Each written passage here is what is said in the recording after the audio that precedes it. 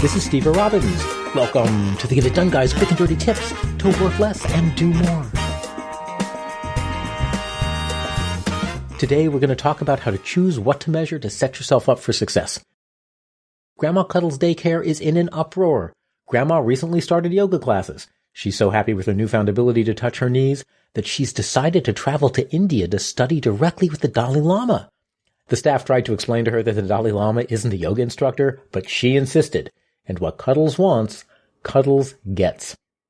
Chip, the controller, will be taking over in her absence. When Grandma's around, she rules the center with an iron fist, but she's taking the fist with her, assuming she can get it through the metal detector at the airport, so Chip needs to find other ways to keep things running. The old adage is, what gets measured gets managed. Chip intends to manage everything as best he can, and that means setting measurements. But what to measure and what to do with the measures, he's a little bit less clear on. Some jobs have natural numeric measurements. Salespeople, for example, can measure how many new prospects they reach out to, what their close rate is, the average sale size, and so on. The Cuddles sales team scours hospital birth records to find prospects for the daycare center. They're ruthless when it comes to recruitment. A couple of years later, early-stage parenthood has taken a toll on the parents, and daycare suddenly becomes not only a necessity, but really attractive. And that's when the sales team swoops in like vultures to capture the sale. Monitor levels and changes. Chip could choose to measure the number of new births entered into the system each day, or how many of this year's candidates actually sign up for daycare. That would be the sales yield.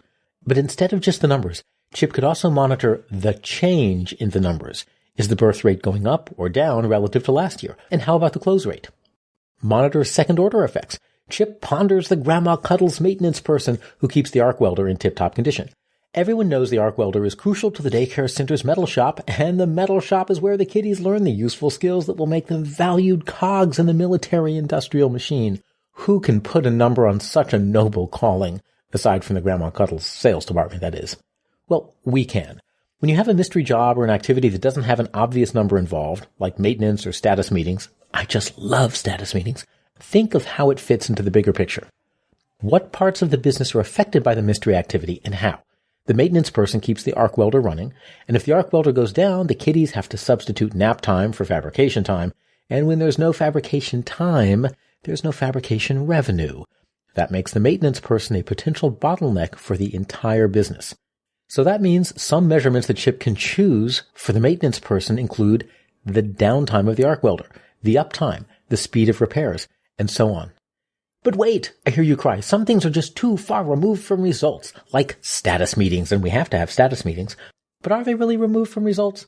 Most status meetings fit in 3 ways. Team bonding, giving everyone a shared team context, and spotting opportunities for coordination.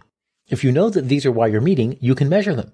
Team bonding can be measured through surveys, or frankly just watching the team interact. You can ask people at the water cooler how they think things are going and listen for shared context. And you can note how often status meetings result in team members finding ways to help each other. That's coordination. Once Chip is measuring, it's time to start managing. Compare the numbers against what you know is possible. When something doesn't measure up, it's a chance to improve things. The arc welder is offline 37 days out of the year due to a recurring weak joint. Is that a reasonable number? One call to the manufacturer reveals that the expected downtime is only 2 days a year. In a masterpiece of irony, the arc welder is down due to a weld that keeps breaking.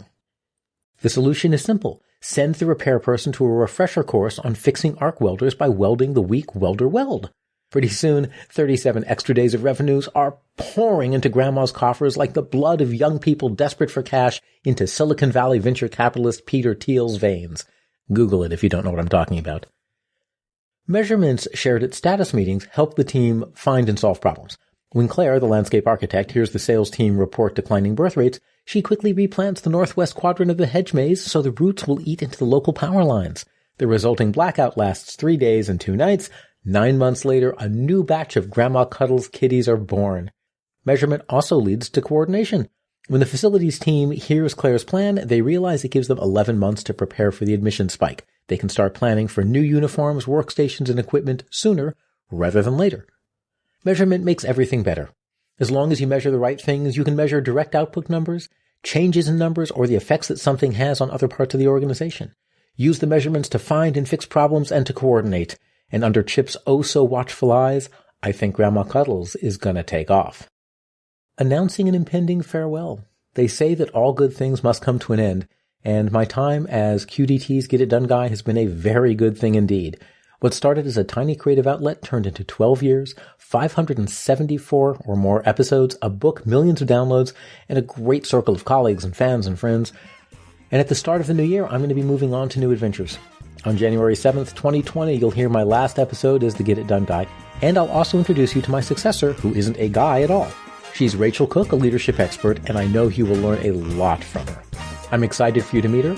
Meanwhile, thank you for taking the strange and wonderful journey with me, and stay tuned for my final episodes.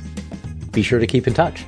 Join my Get It Done groups for a supportive accountability community to help you stay on track towards your biggest goals. You can find them at getitdonegroups.com.